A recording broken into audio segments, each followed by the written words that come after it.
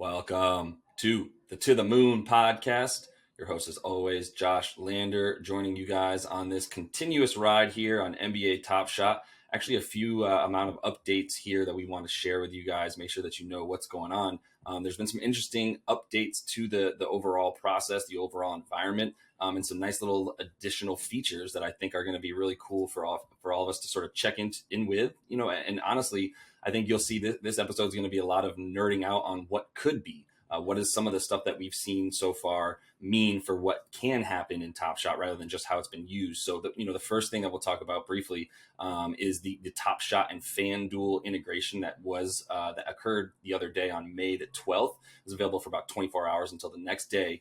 And in short, basically there was the ability to get a free single entry into a FanDuel contest around the NBA. It was daily fantasy for the NBA. It was just a daily tournament, really. And the top 5 winners of the Top Shot free play were awarded a legendary Hollow Icon pack.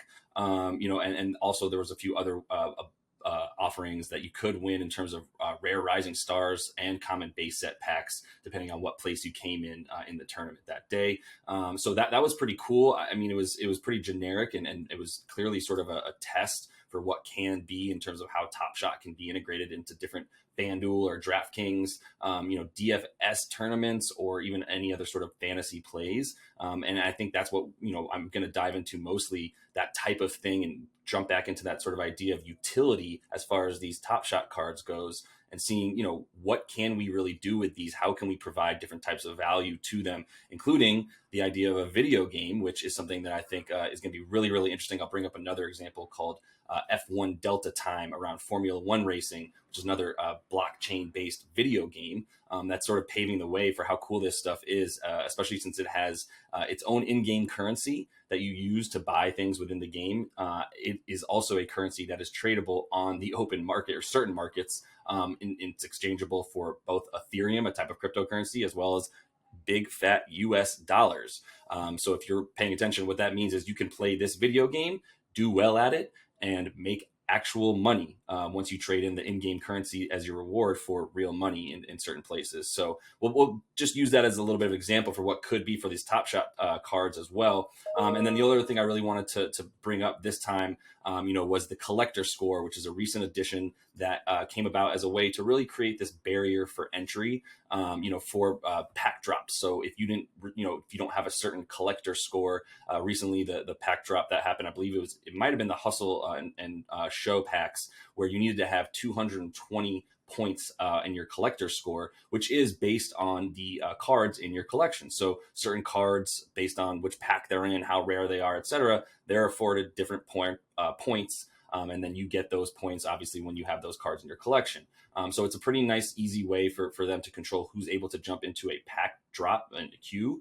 And so that's something that I think we'll be able to sort of, once again, sort of guess and hypothesize about how they'll be able to use that in other ways moving forward to make sure you can't participate in certain other types of activations and events that they'll have in regards to their Top Shot environment. So I'm going to have my buddy Oliver jump on here now and grace us with his presence, see a little bit of what he's doing. He's still in the top tiny percent of users in terms of his account, worth, as well as the ROI that he's seen from his plays in the marketplace. So I know he's still bullish, he's still active. So have some simple sort of strategies and recent activities to give us, and then we'll jump into some of the stuff that we just talked about. So what's up, man? How are you? Hey, good. How are you, man? Good. I was just giving the people a little bit of a brief insight into some of what we're going to talk about. I know we're both pumped to talk about some stuff around DFS potentials and the integration of those types of platforms like FanDuel and DraftKings. And then also, I gave a little bit of insight into that collector's score, which was something that, it was really used as a barrier to entry right now, as I was saying, for pack drops specifically. But, I think that's just something to keep an eye on for how else that could be used outside of just, keeping people from pack drops. As there's more different types of events and activities available, I think, you'll see that employed a little bit more too. So at any rate, maybe you can just jump into a little bit about what's been up with you in the Top Shot world and some of the plays and strategies that you've been employing. Yeah, I mean, nothing's really changed for me. I'm always interested in premium cereals. I might be crazy at this point, but I just love these three-digit cereals like the 777s and the area codes. So I'm going out there and hunting anytime there's a pack drop for like really cheap deals on triple digit serials. So Anthony Edwards, Trey Young. I got a couple. Oh, I got a number 7 metallic gold of Aaron Gordon. That was pretty cheap actually for what I found it at. So I'm just looking Yeah. for deals on value. So Yeah. yeah, Nice. Yeah.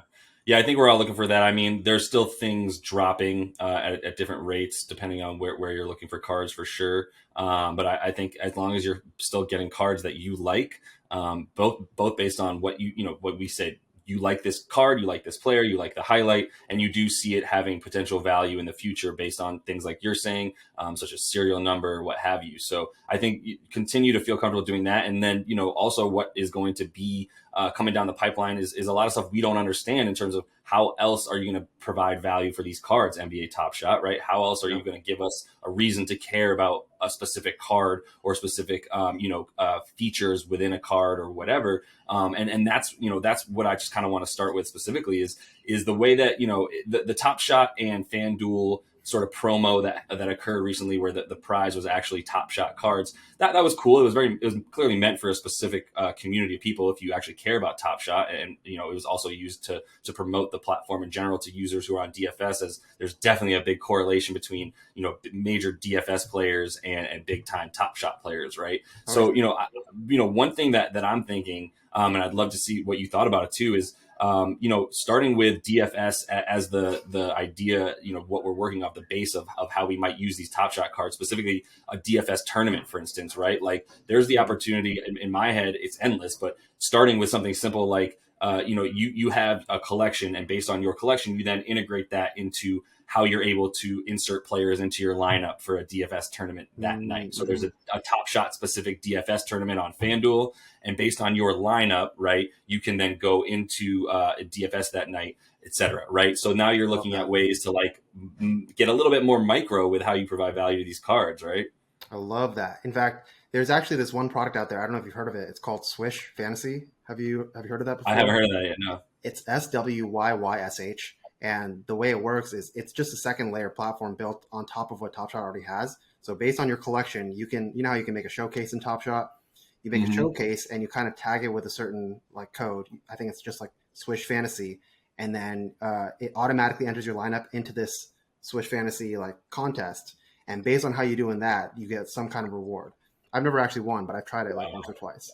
Yeah, yeah, I've seen things like that. You see guys like Jack Settleman, who we've talked about before, sort of integrating that different type of DFS stuff into the Top Shot world, right? That's sick. I love that. I even think the idea of playing fantasy sports, right? Like the Mm, idea that your fantasy, like maybe it's weekly fantasy, or maybe it's it's an NBA sort of season long fantasy. But the format, and there's obviously you can create different rules and restrictions about when you're allowed to purchase new cards in Top Shot and insert them into your lineup that week for the mm, NBA, or you get a certain, like if you use a LeBron that's rare or has a certain serial number that's higher, right? That card would get a higher multiplier for each right, of the points that he records in fantasy. So if you right. have a LeBron holo versus a LeBron, let's say LE, but 15,000, Mhm. base set series 2 card, right? The base set series 2 card gets you 2 points for every field goal he makes, but the hollow, right? Whatever.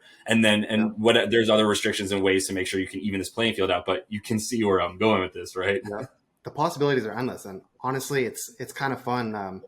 Just like thinking about the utility outside of like the actual collection.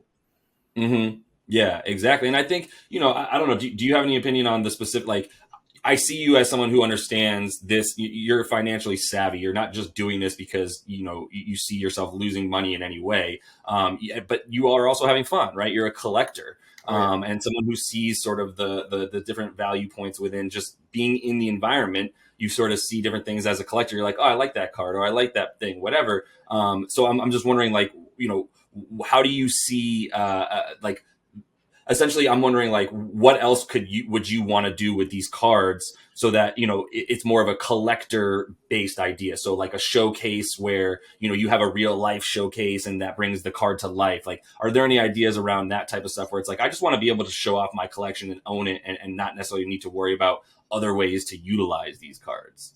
yeah. I think something that Top Shot could do a lot better is to kind of like show us a better way of organizing our collections.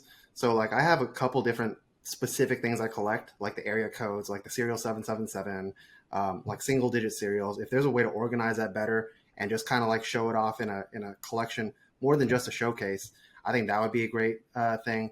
Obviously, the physical showcases would be great. Top Shot themselves haven't developed anything on this, and I don't think they will. But there are companies out there like Infinite Objects that'll let you kind of like have your own gift imprinted onto this physical piece of acrylic, and Hmm. you can like put one or two moments on it. But I can't wait for the time where you can just stream from your phone and like live update your collection onto this kind of like physical hardware. But that Right. hasn't come yet.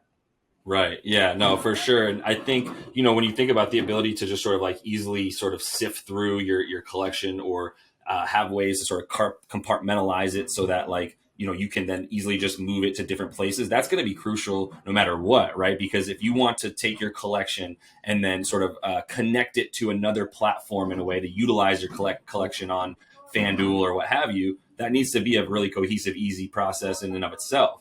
So the Yeah, fact that you can't even take your cards and organize them in your own collection the way that you want to, obviously is not a good indicator that that's a seamless process yet, right? So yeah. The seamless thing is an interesting. You're right about that because I've been thinking about in terms of betting too. How would we be able to bet? Let's say like you and me, if we wanted to bet on the game tonight, on some game tonight, how do we put up our own moments into a third party betting platform and based on the results have it send to the winner? yeah, Um, as of now, gifting is kind of like different because they're trying to restrict certain users from gifting within 7 days, but yeah. once they figure that all out, it'll be fun to see what we can do with these moments. 100%. And I kind of want to go down that path of gambling with you for a minute around these Yeah, TS cards. Obviously, there's a ton of possibilities in the ways of, creating, as we mentioned, sort of you create an environment on FanDuel or on top, or on DraftKings, what have you, where you're using your cards for DFS purposes. Same concept would apply to gambling on actual games, right? And I'm, off top of my head, I'm just thinking of ideas like, you take your Top Shot collection, you can either use it as collateral that you're actually gambling with, or you can even look at it as like, okay, I want to bet on Russell Westbrook tonight. His odds of getting a triple double, well, this is ridiculous because at this point, his odds of getting a triple double are like minus 500, which is silly. That you yeah, barely make any money back for betting on this guy for getting a triple double. But let's just use that as an example. Like, okay, let's say it was even money for him to get a triple double. mhm, If you put up your Top Shot as collateral on top of the $100 that you bet on that that prop, you get a multiplier on top of it, or you lose that card. yeah. I love that. Like endless, dude, endless, right? I Love that. can't not think of ways to do this stuff. Yeah, So, up to this point, I would say the gambling aspect is a lot of this stock market ish type of plays. yeah, But now we're learning, there's clever ways to gamble on top of just betting a spread or a total. There's props. There's ways to combine bets with teasers and multipliers and round robins and all the like. So, I think what we're talking about here is just other clever ways to use your collection to make money off your money, which is just what gambling is, right? yep, yep, 100%. Yeah. So I think, one example I wanted to bring up to, as far as like what could be for Top Shot, is sort of the video game aspect, which, this isn't necessarily for the video game community specifically. This is also gambling. And just a brief insight into this, there's a Formula One racing game called F1 Delta Time. I know at least a bit about it, but in researching this thing, in short, you need to use the in-game currency to play this game. And so you need to go in and buy the in-game currency with your dollars. And then you use that in-game currency to buy racers, to buy the car, to buy like the driver, I mean, right? Then the Mhm, car and the tires and what have you. And then you race that car on this, this video game, and you win the in-game currency as a reward, right? That's great. That this in-game currency is also being traded for US dollars in real life. yep, So, as I was saying earlier, that means that you make money for playing a video game if you win at this video game. Not only that, there's different ways to gamble on different aspects of it where you can stake your car and your driver, and you stake that for other people to race with for a fee, and you also make money off of a percentage of their winnings, right? So, like, I don't know. I mean, Top Shot should be hopefully jumping into this real soon. I don't know if you heard anything about that in the rumor mill, but that sounds like it would be really awesome to pull off, right? yeah. I mean, I love the idea of betting and NFTs in general. Something that comes to mind too is Zedrun. I wish I got into it earlier, but the thing about Zedrun is it's basically gambling on horses, but the digital version of it. And unfortunately, the only thing holding me back from doing anything on Ethereum nowadays is the gas fees. Um, as you know, like the barrier to entry for any of this is to pay a gas fee, and that's pretty expensive nowadays because everyone's using these NFTs for. Can you explain that a little bit more? Yeah, so for anything to go through on the Ethereum blockchain, first of all, it's really nice that everything is backed on this blockchain. You know that you can trust the value going in and out of it because it's the second largest blockchain in the world. But unfortunately, because everyone's using Ethereum for NFTs and for just buying and selling NFTs and even like transacting upon it, the fees are pretty high nowadays. So let's say I want to put up my horse for a race, right? And I want to bet $100 on this race. In order to place that $100 bet, I'm also paying a gas fee to put that bet through onto the blockchain, and that gas fee can be 20 to Gotcha. $40, and Right. that's the one thing that I don't like about it. But I think there's a lot of like scalability, scaling solutions that are coming, Yeah. and different blockchains being used too outside of Ethereum. But Yeah. Yeah, yeah, for sure. I mean, flow chain obviously is what Top Shot is on. I yeah, think it's super interesting to think about the idea of gambling on digital horses. And honestly, you could make the same argument that people make against NFTs in terms of, well, it's not the same as gambling on real horses because I know what I'm getting with real horses, and it's like, do you? You probably have more info about the horse that is this digital horse than what the owners and racers and management teams of those real live horses are actually letting known, right? yeah. I think that's something cool about it too. It's like these horse races are based on some kind of mathematical probability, and you can look into these actual horses and you see they have certain properties, and you know that this is a rare trait. You know that I don't know what the specific properties are, but you can Yeah, kind of like go down and guess based on those. And you can also see the race winning percentage of certain horses. So okay, yeah, based on the past, this horse is more likely to perform. definitely. Yeah, stuff like that. Really cool. Awesome, man. Well, I think we've given the people enough to think about for a little bit in terms of how we can move forward with Top Shot. But any other thoughts that you had relevant to any of the kind of stuff we're talking about here? No, I'm just excited to see what happens in the future. It's a good time Nice, to man. be Yeah, in NFTs. 100%. And what last thing I will leave everyone with before we let you go too is if you're collecting cards, there is nothing wrong. I believe you tweeted this not too long before we recorded. There's dollar moments back. Dollar Yes, momies, sir. get out there, Yes, buy a sir. dollar momie. It has nowhere to go but up. You can't split that into cents or any further. It's not going to have negative value. It has reached the floor. You can own it with the satisfaction that this not got nowhere to go but up, right? So I just want to say, like, you don't know how these things are going to be used. Neither of us do. Top Shot doesn't, but I can guarantee you that they're trying to find ways, and as they've already proven with the way to just this trade-in system that's coming, they're Yeah. looking for ways for you to be able to burn these little tiny moments that maybe you do or don't want to keep. And if you don't want to, trade your $4 RJ Barrett in for this thing or that thing in terms of all the different utility aspects we're talking about, right? Yep.